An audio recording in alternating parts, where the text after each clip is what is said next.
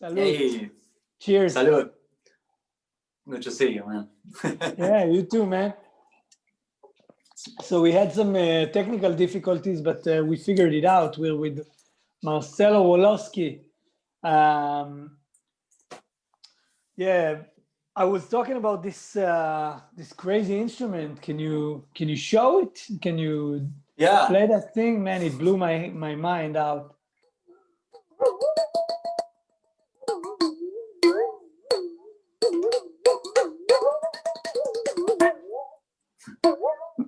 Man, I don't get the projection. How come it's so loud? Because you hit it so hard?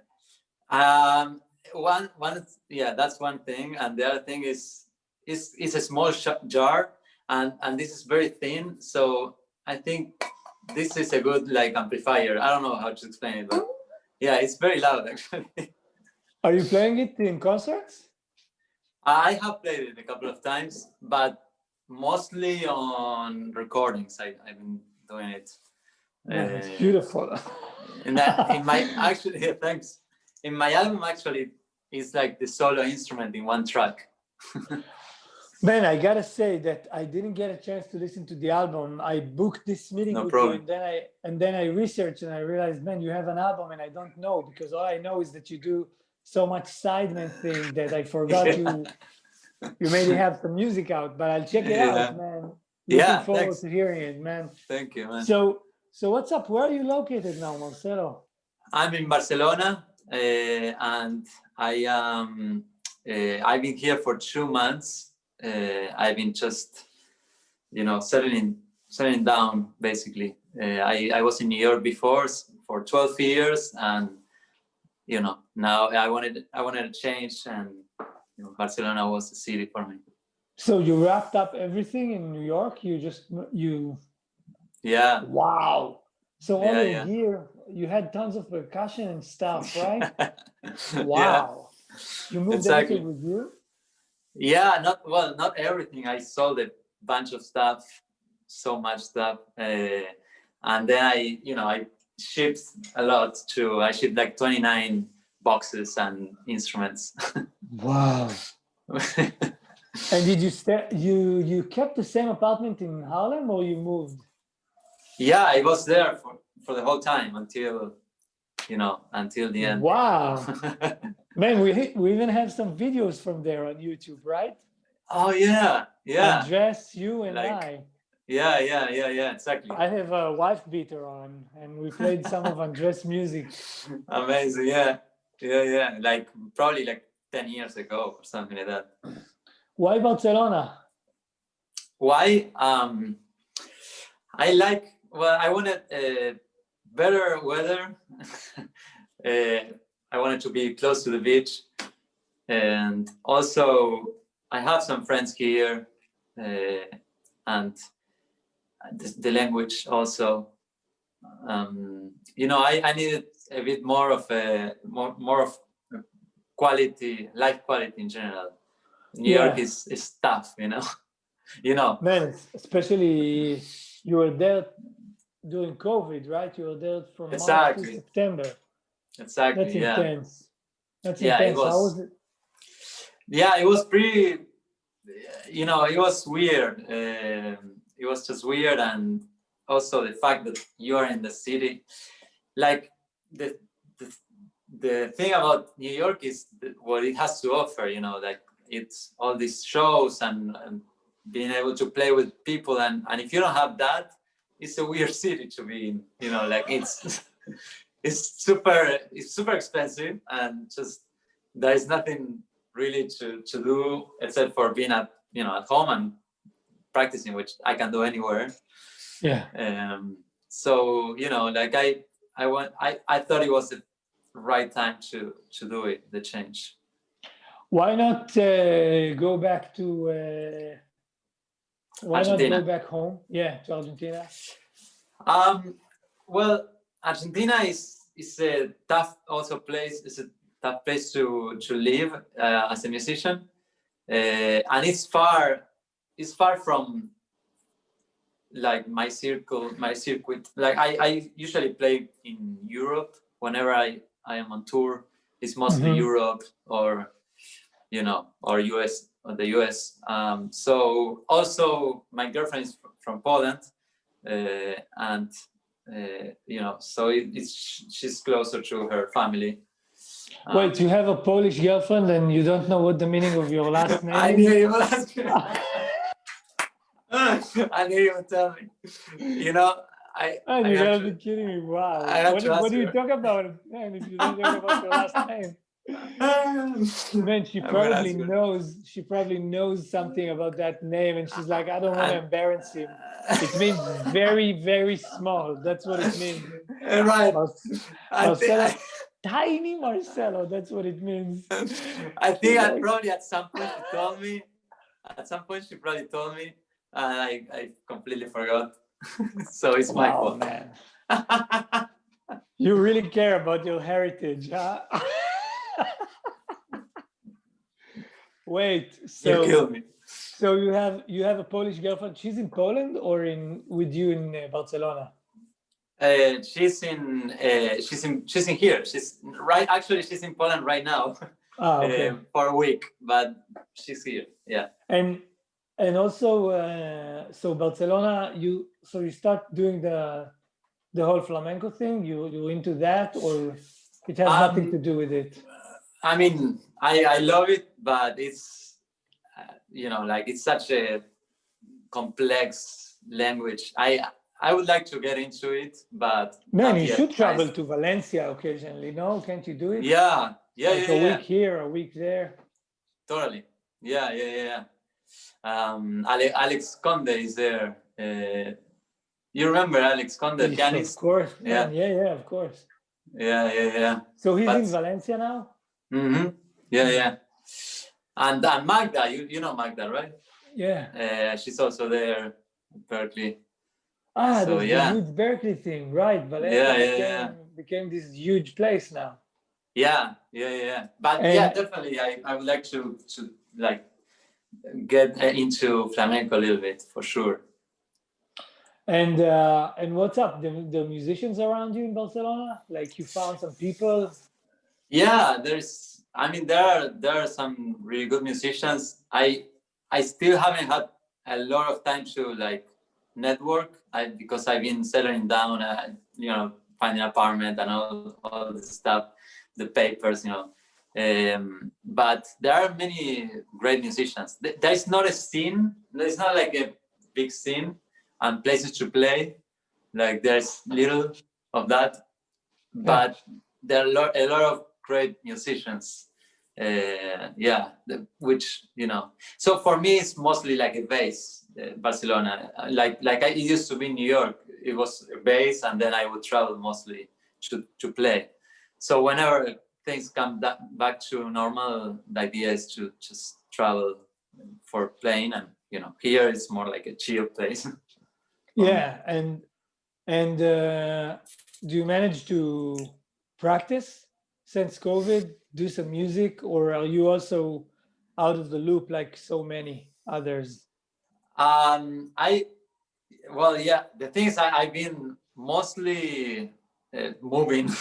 I've been like this last 6 months. I've been since June. I started moving basically with all this so much stuff I had. But you know, like I've been practicing whenever I had time, and I could definitely. Yeah, it's, you know, it's hard. It's also hard to focus in this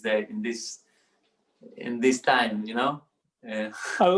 I was talking to Keita, man. I did an episode with Keita, and he said some interesting things. He said that it's like a race, but you don't know what you're racing for. It's like, okay, go, but you don't know if it's 100 meter or a marathon, and then you don't know what to do with yourself. You're like, all right, let's practice. Let's be the best I can. But then, so they shut you down for 2 months, and then they start opening, and you're like, all right, the race is over. And then they fuck you up over again. Exactly. And you don't know how long the race is going to be. And I think it was a good analogy because I felt the same way about it. Yeah, it's, totally. Me too. It's weird. Like I mean, for me, it was good to be busy with the other stuff, like moving and finding a place and everything, so I don't go crazy, because I think it's very tricky, like the fact that you have like a goal, like, okay, I have a tour at this time, and okay, I'm gonna focus on that. Like you have so many, that's like nothing. So it's like, it's very hard to focus, I think.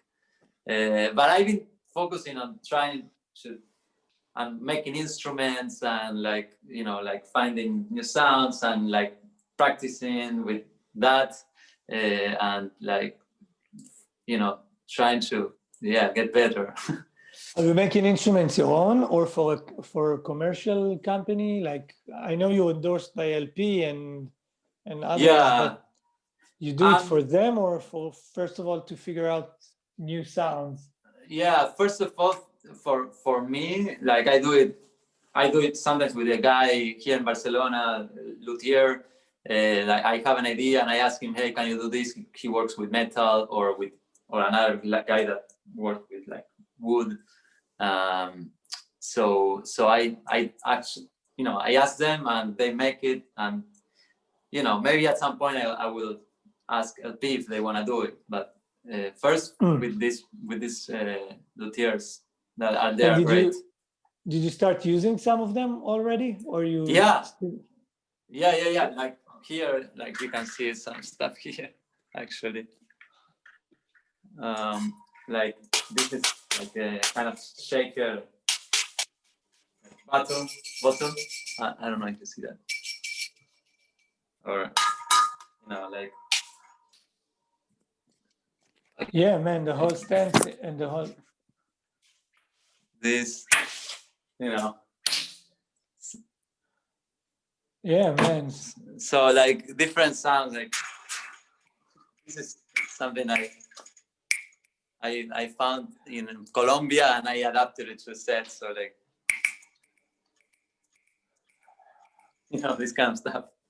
Yeah, man, the Zoom recording is doing auto compression, so everything sounds like you're banging on the floor. I can tell. Oh no! Everything sounds like you're breaking some glass, but okay, it's all good. Oh man! Yeah. You know what? I also felt another thing, and I wanted to ask you about it. In this crazy time, is that it's funny how we musicians.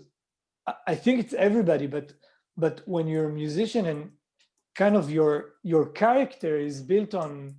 It's like there's a lot of things that need to happen. You need to have time to practice, then you need to have time to put it out there. So you need to play the gig, right? And you need to pay the dues in between. It's like you have to travel, you have to feel like I don't know if you have to feel like you're grinding, but it's a part of the deal. It's like, all right, well, we have a gig in Germany. It takes 3 days to go there, go back, play 2 shows in one evening. It's like you're wasting 72 hours on 2 hours of music, and then you come back and you get paid. You can never get paid for your talent, right? You can only get paid for your time, because the hours you put in is like, all right, so I practiced 15 years, how can you pay me? So everything is kind of weird, and we have this whole system in order, we need to do this and that and this and that and this and that, and then we feel like we can go to bed at night and not want to kill ourselves from how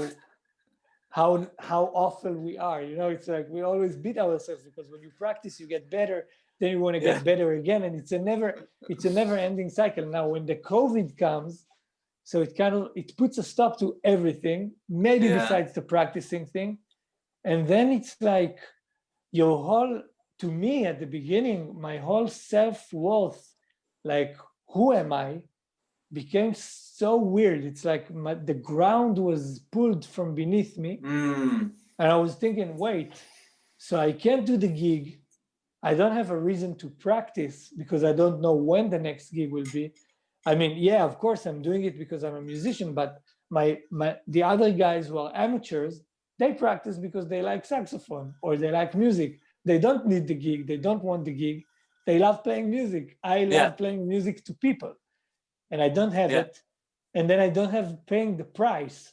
I don't have grinding. I don't have traveling, setting up, doing the show, and I don't get feedback. No audience, no, I mean, whenever we do, it's like, it's only digital, you know, and digital has a different feeling.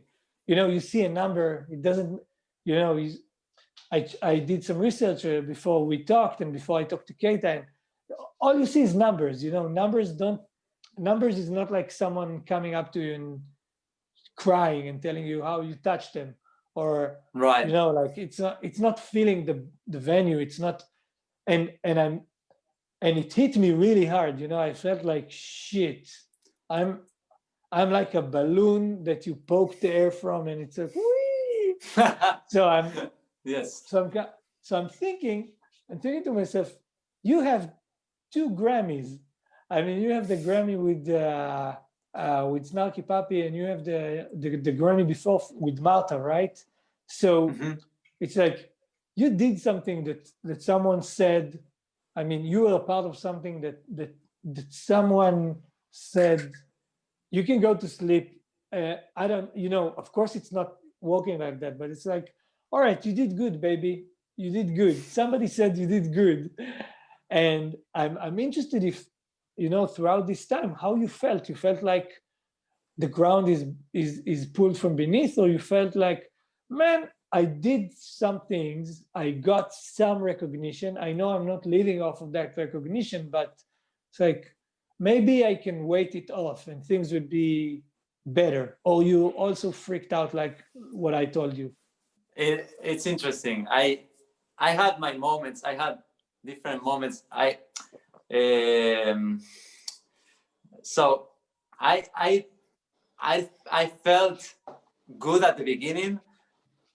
That was a stop because I was going a bit crazy with so much traveling. So I needed a little bit of like, okay, I'm gonna just focus on myself and see what I want. And I'm still trying to see what I want. But I had moments where, like, the thing is that for me, I got so used to travel that I feel like when I'm not doing that, when I'm not playing, like kind of like what you said, I feel a lot, some anxiety, like I'm not doing enough, like I'm not really, like, you know, like there is no balance. Like before, when you, even if you're the whole day not doing anything, and then you play, at the end of the day you feel like, so good, like, oh, I feel good. Now it's like, it feels like it's never enough. Like I practice and maybe I record a video, but it doesn't feel the same, and it's like this creates anxiety, you know, to me. Like, what am I doing? Like, what am I gonna do? You know. So I don't think the Grammys really, actually the awards don't affect me. It's the opposite, I think. when I had the Grammys, it was like it felt a bit more pressure in a way. Like, oh, you have to, you know, demonstrate. You have to prove yourself. Yeah. So, you know, like in my case, I don't feel that affects me in that way. I wish, but yeah, but in the way that I was like always playing for people all the time, like for the last years, for the last, you know, 12 years, I was a sideman and I wasn't doing much of my own stuff except for my album. And now it's a good time for me to really think like what I want for myself. And it takes a while, you know, to figure out. And and trying to figure out. Do you start to get some answers? Yeah, a little bit. I'm working on a course book, like with my ideas, with whatever how I see percussion, and this is one thing that I would like to do, like either an online course or a book that explains a bit the way I see percussion. And this is one thing. And then I want to compose music. Now that I have the space and everything, I would start composing more of my music. I would like to do more of my stuff. Yeah, and then start. I want to start sampling my stuff, my sounds. I have a million sounds here, and you know, it would be nice to have everything recorded. It's funny, I don't know if we talked about it in this recording or the one that got fucked up, but we said that it's like moving out of New York. It's like if the action is gone from the city, that the kind of the point of the city is gone. Now, I don't know if it's entirely true, because I mean, for sure, the reason New York is such a great city is because I don't think there's a place in the world, maybe besides Los Angeles, that so many people go there to make it. You know, it's like people are going to New York to succeed in something at the peak of whatever. Nobody's going to New York City just like to hang out.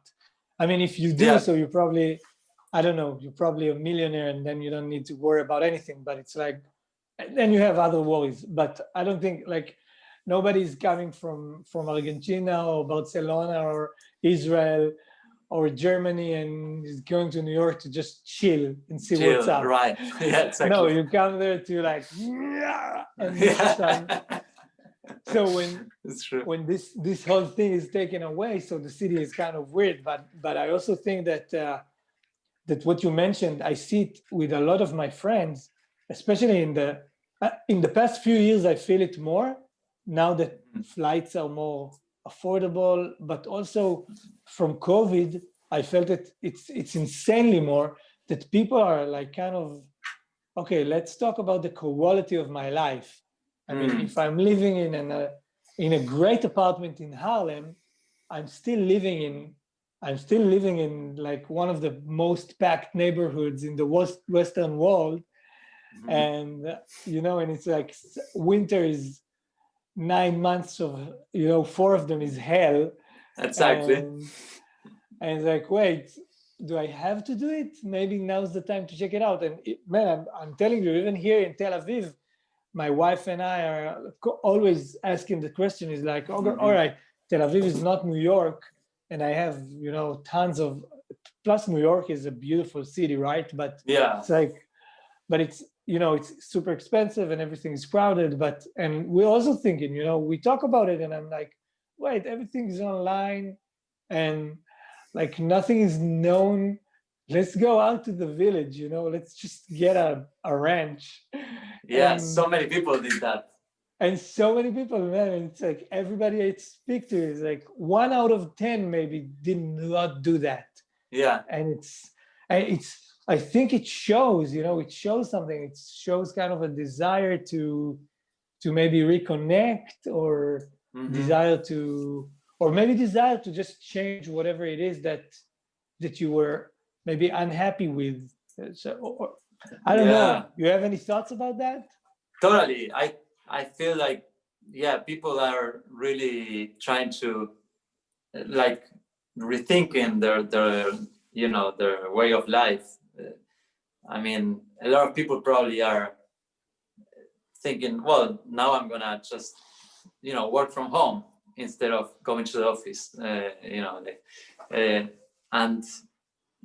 I think, what happens to me was that actually what you're saying. I was like, I don't have a good life quality here. Like I'm fine, but I could be better. So why not being somewhere else? I will probably miss, when everything comes back, I will probably miss being able to go to any show at any time. But you know, I am prioritizing other things now, because I already had like 12 years of like struggling. Yeah, man. And so, you know, it's for me, it was a good thing for me, like to, and I think, yeah, a lot of people are in the same position, either going to the woods or got more connecting with the nature. I think that's yeah. Louis C.K., you know Louis C.K., the comedian? Now Yeah. we're not allowed to talk about him because whatever. But anyway, so he had a crazy bit about how human beings are like, got used to just the right amount of everything. It's like, we need the right amount of temperature in the AC. We need if we want to turn right and there's a 6-lane street, we just cut everybody just to make that right turn. We will never do the drive to the end of the street and then back. So I'm thinking also, when you said that you'll probably miss when shows come back, so being able to go everywhere and see everything. So I'm thinking about my time in New York, and it's like, it's literally, you can go everywhere and see everything. And these are only the things that are free. It's like you can go see the greatest Greek music and Peruvian music and salsa and klezmer and jazz, and not pay a dime. And if you want to pay like up to $20, you'll see all of this in a world-class level. And then if you're willing to like pay $50, you can sit in Madison Square Garden or Carnegie Hall. You know, you will hold the ceiling, but you'll still be there and watch like world-class pop acts and rock acts and concerts. And so it's like, we kind of got used to living in the middle of everything and being able to kind of say, I want this, and I want it to be green, and I want it to cost $4. And I think something in it, I mean, I'm not saying this shit is crazy and it's terrible and it's even tragic, man. And it affected the lives of so many of my friends and musicians. Probably, I mean, I'm still thinking that musicians are among the people who got it the hardest, because even when shows come back, it's going to take a lot of time to have the people's trust to go to a concert, and especially big concerts. And you know, and man, it's a tragedy. There's nothing to say about it. But I'm thinking that even despite that, you can still see that some things are making you, it's like, we're a very sensitive group of people, you know, musicians, and you're kind of thinking about things and you say, well, so I'm screwed, but then again, I can maybe move out of the city, reconnect with nature. I'm screwed, so maybe I want to be able to see that Greek concert for free, but I'll be able to live in a better climate and be close to my family. Or I don't know, you know, I don't know what's the balance in here. We're still learning it. But what I also felt in this time is that we truly want to play. And this is a crazy thing. It's like right now, you know, 7 months ago, I would say to someone, you know, I know you, and I know that if I would hit you up and say, let's do a gig, I only have whatever, $50, and you'd be free, you do that gig because we know each other, and it's like, whatever, it's good. But just a random person in the street to get you to play, it's more complicated. And probably now all the musicians are like, just, if I can just play, I'll be willing to pay for it, man. It's like, just all I want to do is play. And I'm not saying it in a bad way. I'm saying it, this is really who we are. And I think that all the people that I have on this podcast that I ask about, it's like all of them want to play. Nobody cares about the money. Nobody cares about the tours. Nobody talks about airplanes and hotels. Everybody misses just playing to people. Exactly. Playing to people and with people. Man, it's so exactly. It's something that you need. Like it's like it's really, we live for that. You know, like yeah, and then it's super weird. It's a weird, super weird time. Like I never had 12 months. I don't know, 9 months of not playing with people. I mean, I play with, you know, with my girlfriend. She's a pianist and singer. I play with her, but I don't play with anybody else. So it's just super weird. Yeah, but what you're saying is, yeah, that's true. It's we live for that. It's we need it. Yeah. So let's go back. Let's be a little bit optimistic now. So yeah. What's the thing? Tell me. I don't even remember how we met. We met in Berklee through Andres. Yeah, maybe through Andres, right? Yeah, we met in Berklee for sure. And I think we did like a jam once, 3 of us with Andres and maybe with someone else, maybe with Nadav or something. No, man, didn't we met through Juan Andres playing his music? Oh, we did the album with the big band. The BBB. That was the first thing, right? Yeah. I think that's Probably. Where we met. And then then I moved to New York, and you also moved to New York, and Andres moved, and then we stayed in touch. Right. Yeah. I think. And also we played with Hagai at some point. Yeah. Yeah. So what makes an Argentinian percussion player go to United States? Well, I wanted, so I really didn't know what I wanted before Berklee. I just wanted to meet people and play. And I was at a satellite school from Berklee. I mean, in Argentina, there was a school that was satellite of Berklee, and they came and did the auditions, and I wasn't gonna do it, but 1 month before I decided, okay, I'm gonna do it, and I prepared something, and I did it. And then they didn't come anymore after that year. So that was, very lucky that I got to do the audition, and then, I decided to go. It was either that, going to Berklee, or going to like different places, Cuba, Brazil, and to study percussion. But, like I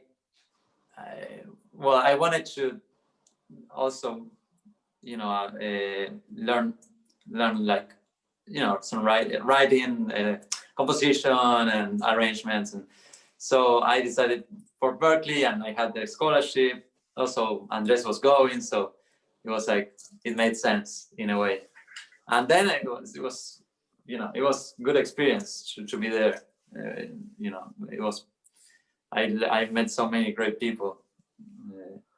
But doesn't Argentina have some music scene? I mean, some people make a living of music. Yeah. There are amazing players, amazing percussionists, and great music. But it's not easy at all. The economy in Argentina is so unstable that everybody has to teach to be able to survive. And the thing also is that I wanted to be able to tour, so that was, being in the US opened me up to the world. In Argentina, it's very hard to go to Europe. It's just so far and expensive. Mm-hmm. So that doesn't happen. You usually go either like to Brazil or in Argentina on tour. So that, for me, US was that, like a window to the world. And you wanted to do like jazz and contemporary music, or you also into Brazilian music and? Yeah, everything. Like I was in the satellite school in Argentina. I was on drum set principal, doing jazz mostly. Oh, wow. I didn't know that. Yeah. So afterwards in Berklee, I mostly focused on percussion because there was more more demand for that. There was so many great drummers. I was like, no, I'm not gonna. No, but I still, studied some drum set at Berklee, but my focus was more percussion because of that. And I met Jamie also. You two had the hang with Jamie? I didn't know that. Yeah. Man, yeah. Jamie. Jamie is like Dennis the Menace. He's when everybody meets him, it's like an explosion. If he loves you, it's like. Wasn't Matt Kilmer was also in that group, right? Yeah, totally. One generation before. Yeah. I think I was there when Matt just left. Matt also had some. Wasn't he doing the music for Louis C.K. at one point? At some point, yeah. TV show. Yeah. Jesus, man. He's super smart guy. Very like entrepreneur. Like he's always doing new stuff and everything. Like it's really amazing. So you say, okay, I'll go to Berklee. I'll figure out what I want to do, and then you come to Berklee. And what do you figure out? You just stay away from the drums, go to percussion. You like it. Things start to happen. Yeah, I mean, I liked the fact. I really liked meeting people from all over the place. That was mostly the best for me. Like to be able to play like Maeve with the harpist from Scotland. Yeah. She starting to play with different people from all around is great because it opens up your mind.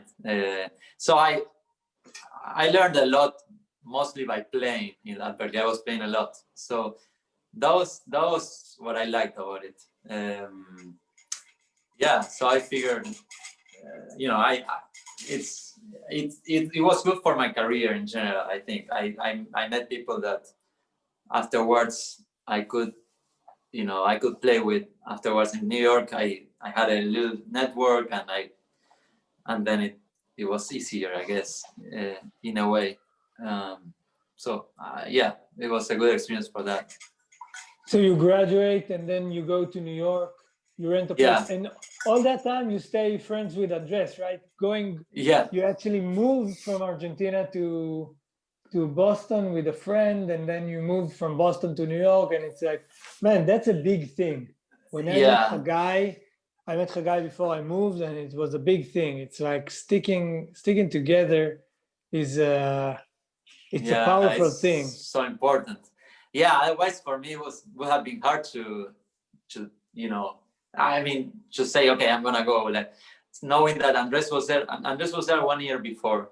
And knowing that he was there, it was very important. Like, okay, I'm not gonna be like by myself. Of course, that nothing happened afterwards. You make a lot of friends, but having like your best friend there is very important. And then we went to New York together.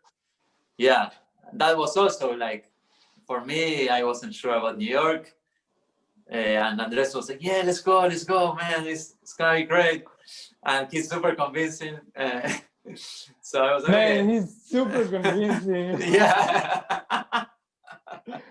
Yeah, he sells you anything.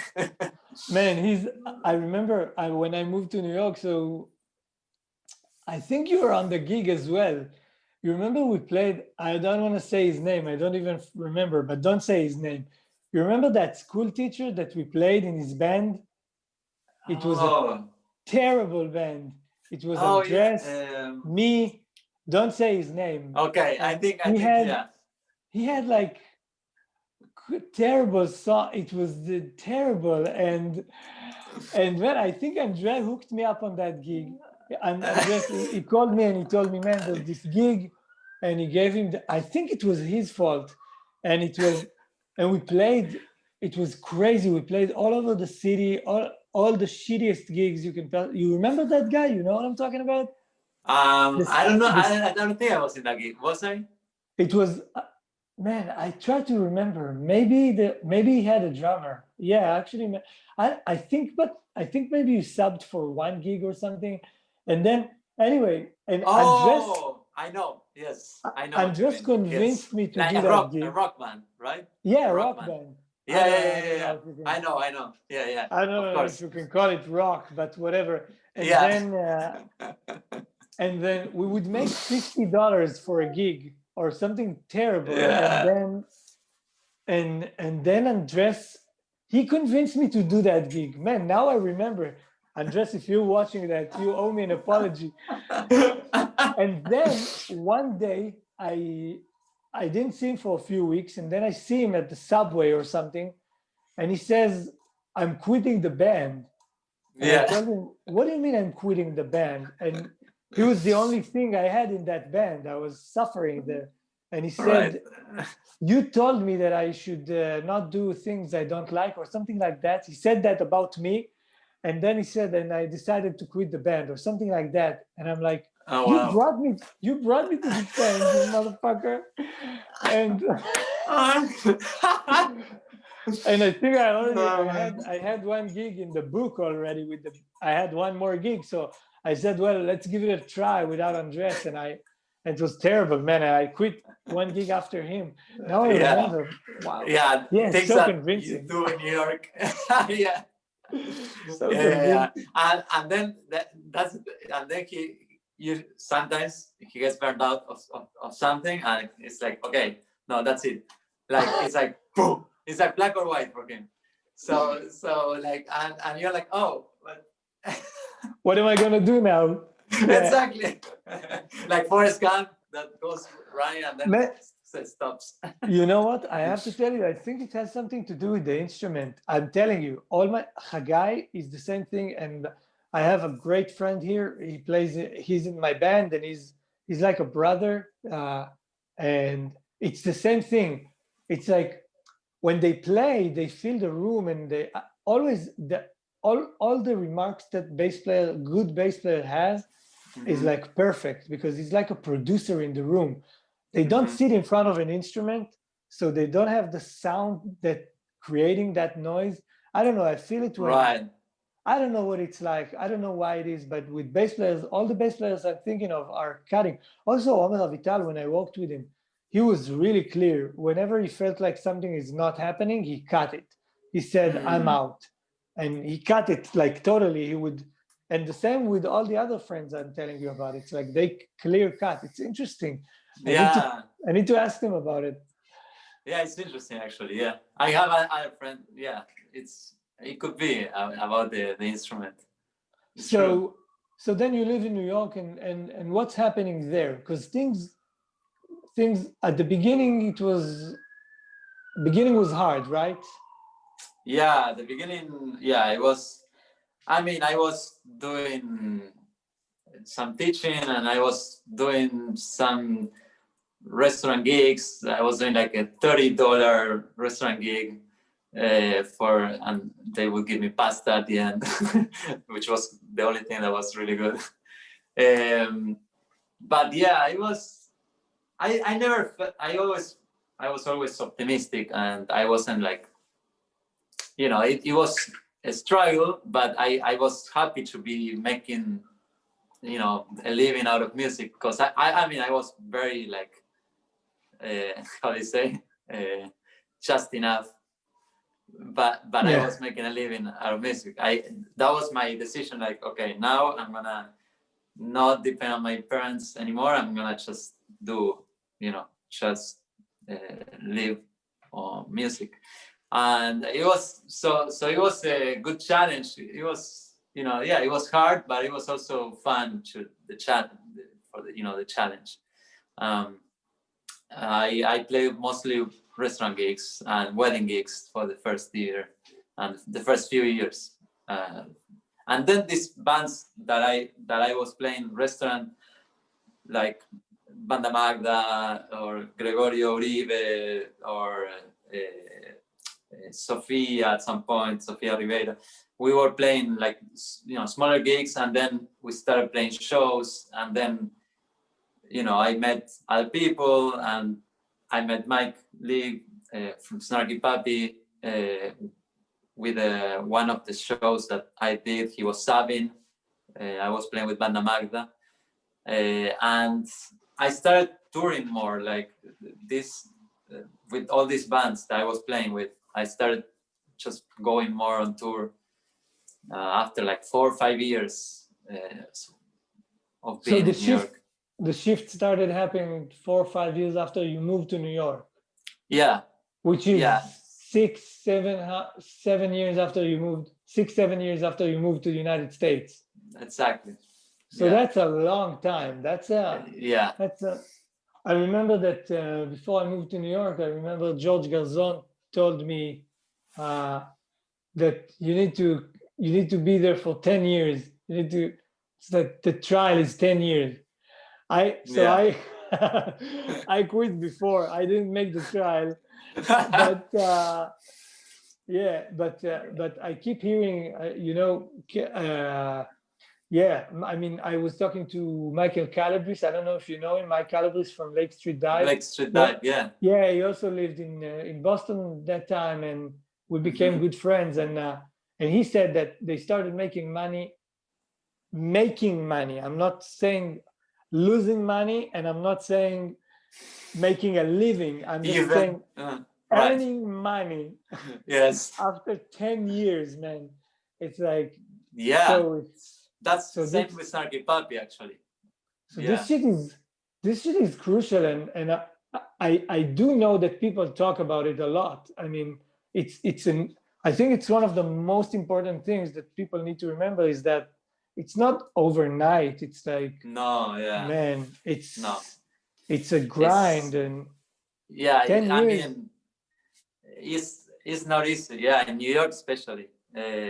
Whether you don't get paid much to play, as we're saying with this band, you have to just really want to do it, Which in a way, I think it's good, because then it puts you.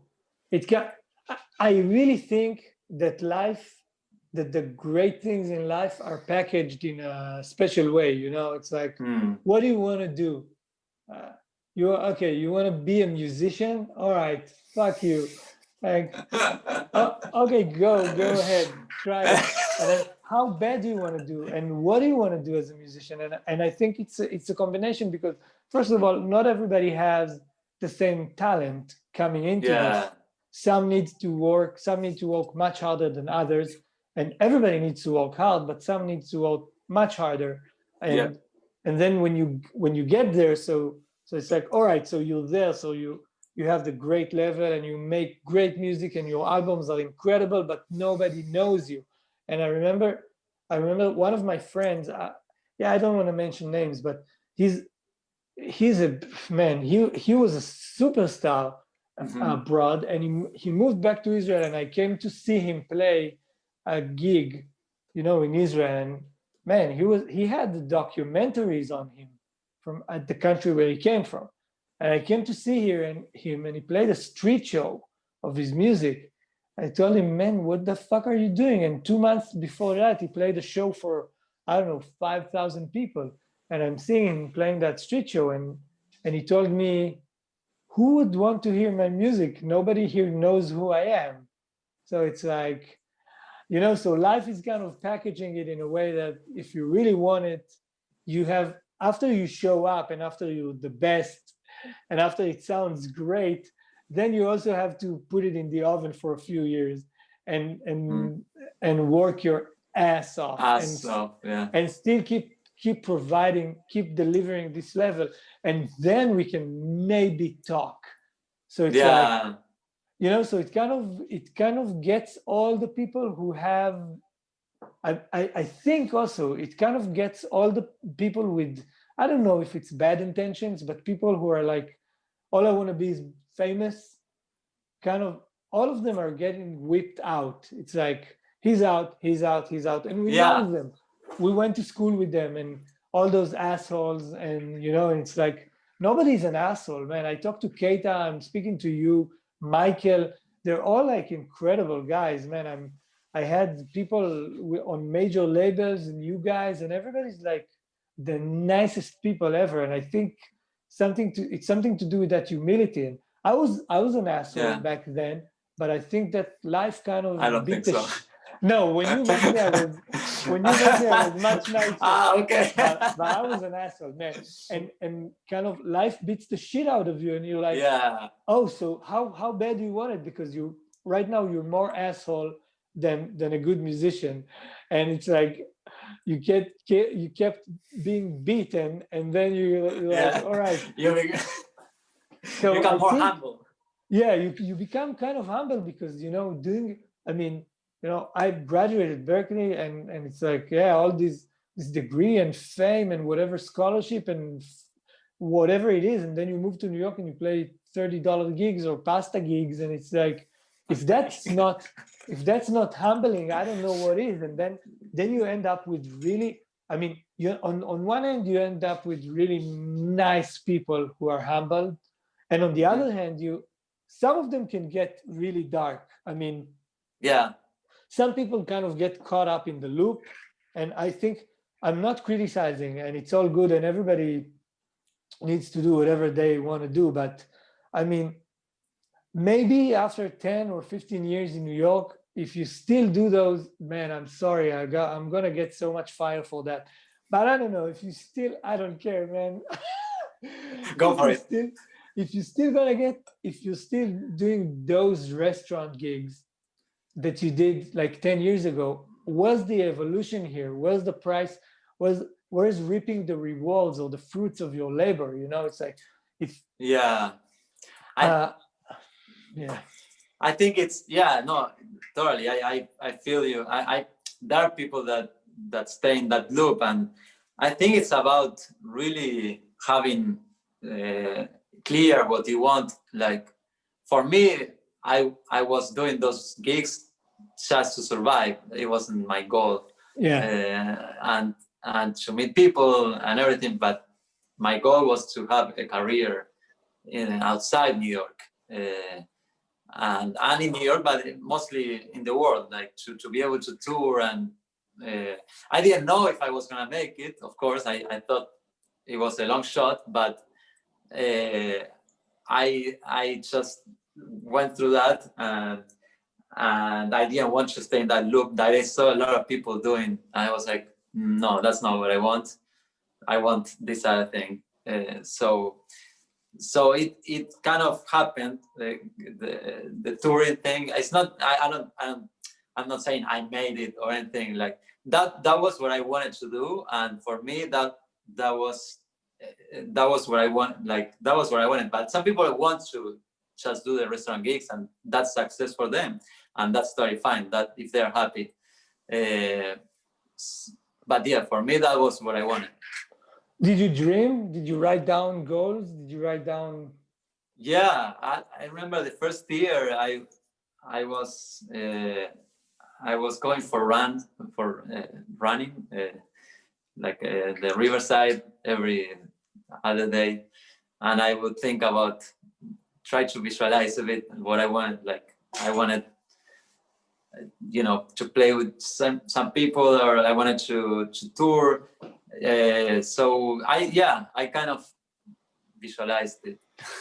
And did you have like a plan, or did you keep visioning the same thing over and over? Or that's interesting, because many people talk to me about that, and I had that same thing. I visualized my life. This is one of my things. Right. I actually it wasn't very clear. It wasn't really. Yeah, I mostly wanted to make music that I cared about, with people I care about, and making a living from that. That was the most important thing for me. And if I could travel, that would be my great. That would be great. That was my main thing. And as things went better and better, let's say after 4 or 5 years, are you still visualizing? Are you still imagining? Are you still dreaming of things, or you're like kind of more relaxed now? You mean right now? Yeah, I kind of jumped ahead. Okay. yeah, still, I'm kind of in a transition, but like trying to figure out what I want for myself, like not as a sideman, as my own thing. And yeah, I try to, yeah, I write down goals or things. I write down every morning thing, like I do morning pages, and I write down anything that comes to my mind. What is it, the morning pages, the warrior thing, or is it, where is it, or just your own thing? Well, actually, I'm reading. I was reading this book called The Artist's Way, that they you know, they say write every morning 3 pages, and with whatever comes to your mind. And I've been doing that. It's been a good like therapy. So I write down like whatever comes to my mind, and then I write like some, you know, things that I want from me, for my personality, and for my career, and like in general. Yeah. Who wrote that book? It was a single lady or a single man, because they don't have kids, man. Writing 3 pages in the morning. Yeah. Now actually I morning pages my ass. Well, the thing is, yeah, it was taking a long time to write 3 pages, and now I'm being honest with you, I'm writing 30 minutes and whatever I can write. You know, usually it's one page, you know. Wow, great. How long have you been doing it? For like 6 months, on and off. Wow. But yeah, it's been on and off though. And you go back and read it. Not much. They say don't read it for a while. It's just to download, like to get, you know, some information out from your head. And let's go back when you're in the grind, 4 or 5 years playing restaurant gigs and whatever, trying to make it and kind of grinding. So what keeps you back for more? Is it those dreams that it's going to get better, or is it, I mean, do you have any positive points in your life, or it's just like let's just hope that this thing is over? Because I remember you were like the nicest guy, and we had great hangs, and we knew each other at those specific times. Right. It didn't feel like you want to kill yourself. It felt like, all right, we're all in this together, and it's like, it's shit, but let's try to make fun out of it. And yeah, totally. For me, I was always thankful to be able to just to make music for a living, you know. And I was trying to always challenge myself in the gigs, trying to see, you know, what I can get better at, how I can make this sound good, you know, like that was my main thing, like just trying to get better every time, and, you know, choosing the right instruments for each gig, or, you know, and trying this new thing I practiced, you know. Even on the restaurant gigs, or only on the good gigs with the friends? Like gigs? Everything? No, everywhere. In the restaurant gigs, I was trying to make, Have you met, you know, Roy Asaf, the pianist? He's a jazz pianist. Roy Asaf. He's a jazz pianist. Roy Asaf, yeah. I think we played once or twice. When I first moved to New York, I got this concert series going on. I got it through Craigslist. It was in a day center for old people. It was in the Bronx, and for senior citizens. And they gave me, I think they gave me like $50 or $100 for a show, for a concert total. And they wanted like shows throughout the year, and they wanted me to play familiar music. And I just moved to the city, and I thought, well, if I won't take the money for myself, I would be able to bring every few weeks a different musician and play with them. Right. And then it's a good idea to meet new guys, and maybe thing will be great and the place will give me more money. And it was hopeful thinking because it happened only like one series and then they kicked me out, but whatever. And I remember I brought Roy to play, and we played a bunch of jazz standards, and it was, you know, it had to be really smooth and not loud, and we came up, and man, the piano, the pedals of the piano did not work at all, and we had to play super quiet because all those people had earpieces in, and they heard everything super loud. I mean, so I'm playing my saxophone, I put a sock in it, and I play super soft, and they still complain about the noise, and Roy doesn't have a pedal for the piano, and it's a grand piano. So he's man. And we can't, I think we put the case on the piano, whatever, and we finished the gig, and I was apologizing to him. I told him, man, I'm so sorry, I'm so embarrassed about this, I don't know how I can make it up to you. And he's like, are you kidding me? That was great. I got to practice playing piano, like playing soft. Playing soft without the pedal. Man, that was a killer practice. And I was shocked because I thought this guy is playing in the Dizzy Gillespie Orchestra and he's doing all sorts of things, and he has an album out and he's doing his thing, and he's in New York for a while. And why does he talk to me like that? Is he lying?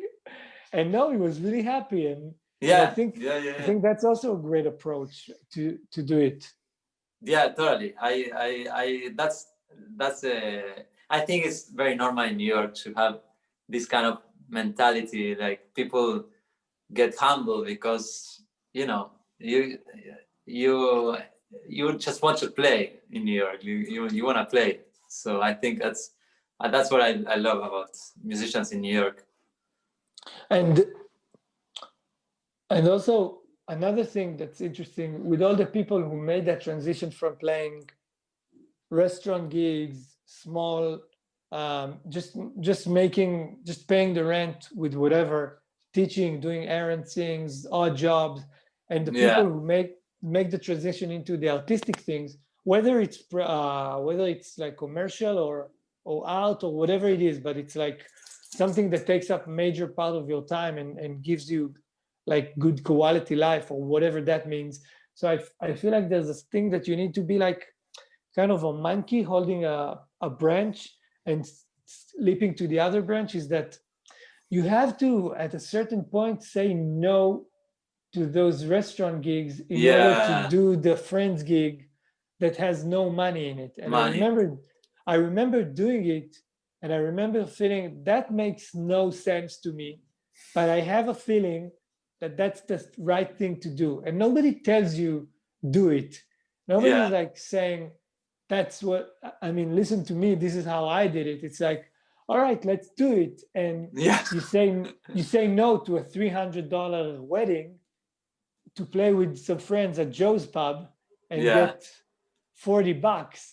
And but then you end up like meeting, I don't know, whatever, and whomever, and there's a producer there, and then you score a tour or whatever, and it's kind of counterintuitive, because you think, wait, if I want to make a living playing music, I should be making a living playing music and not dissing gigs that pays money in order to play with my friends some crazy original music that nobody cares about.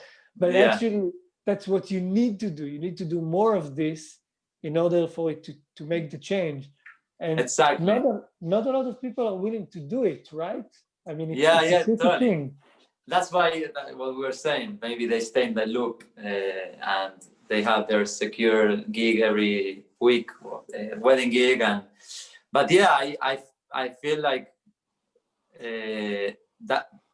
that's the thing that I was looking forward to. Like, oh, I want to be able to just be playing shows, and that's the. It's true what you're saying. Is like you have to basically make the decision. Okay, I'm gonna just, if you want that, you have to go for it, and then it's gonna pay off afterwards.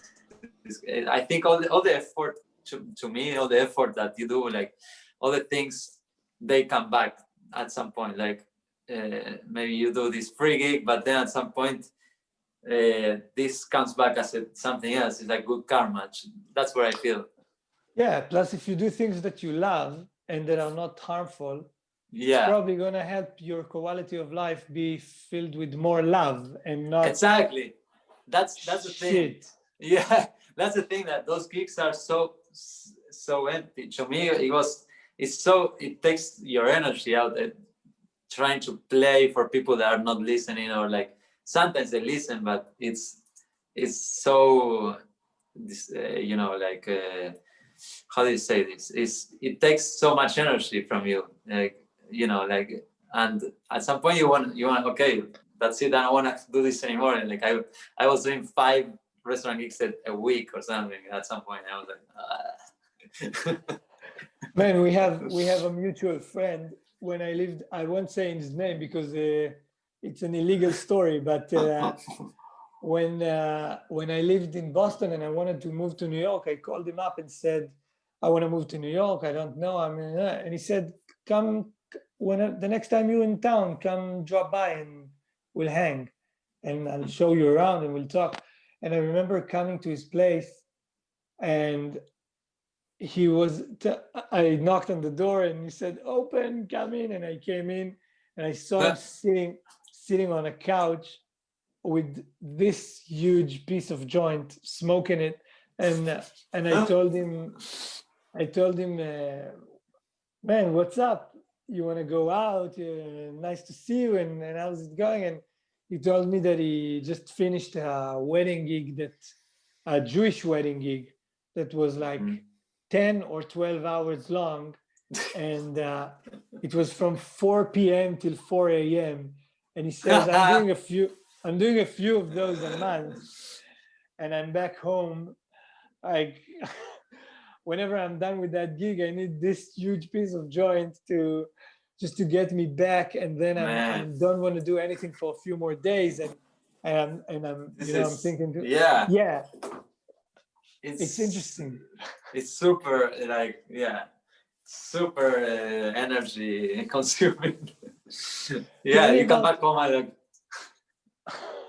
also like coming back with all the stuff and the train, and this is also super, like, you come back home and you're exhausted.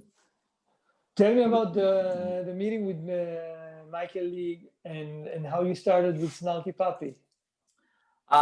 So we were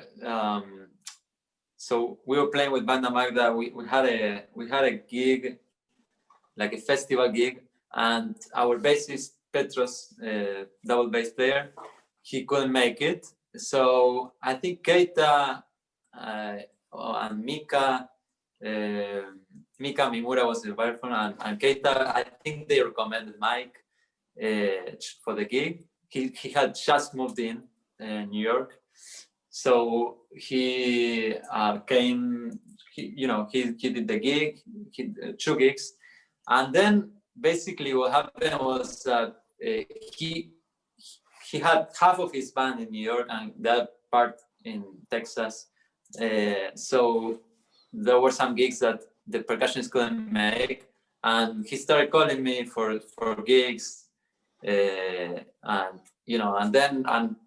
I started playing more and more, and then I did like a tour with them, a US tour, very low budget, but really great, super fun, and we were carrying all the gear and setting up and breaking down, and it was intense because it was a lot of gear. But so basically that's how I met him, like through Banda Magda, and we connected, and they started also playing at Rockwood at that point, and I was going to their shows, and whenever they needed me, actually every time I was there, he was like, "You come play." Every time he would invite me. And which albums did you record with them? The first album was Ground Up in 2012, I believe. The second album was the second album that I recorded was Culcha Vulcha, that I also composed a song in that album, and then the last two albums, the Royal Albert Hall in London, I played as a guest mostly, and the other one was the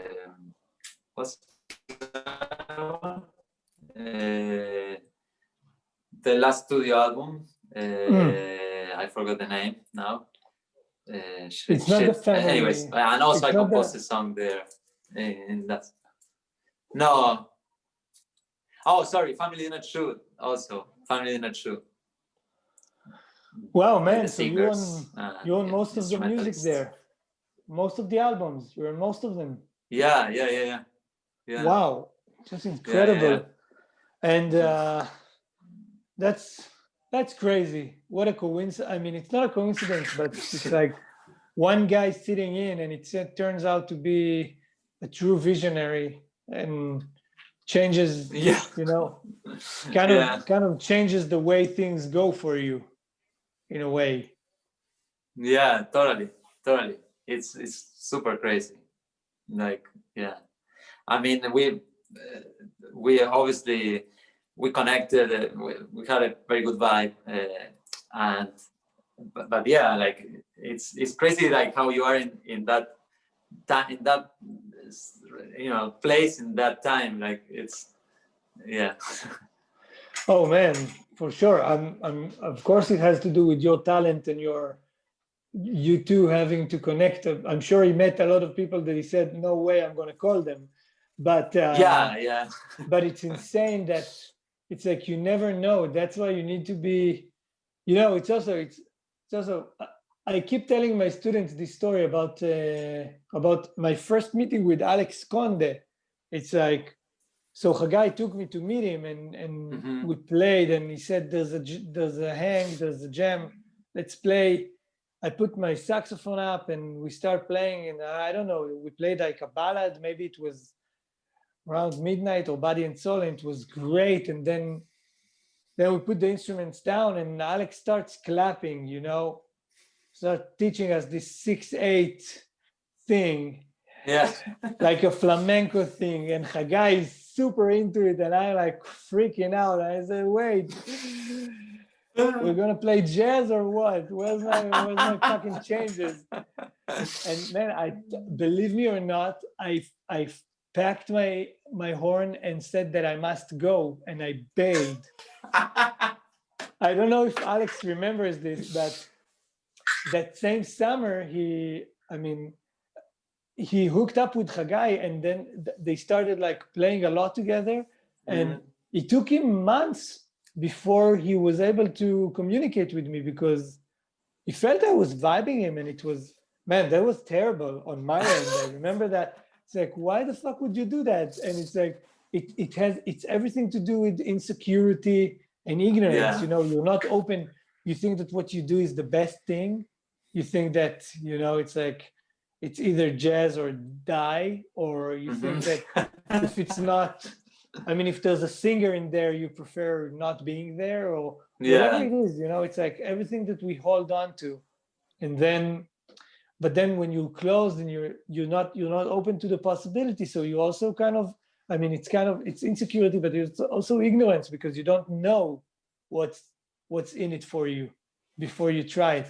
And then when I met Alex, when he finally agreed to speak to me, he was so nice, and he was such a killing musician. And we played a festival in Canada, and then he joined Hagai's band for a few shows, and man, and he's it's like, it's the best thing ever. And you're like, what the fuck did I just do? How did I mess it up? And I'm thinking, it happens all the time.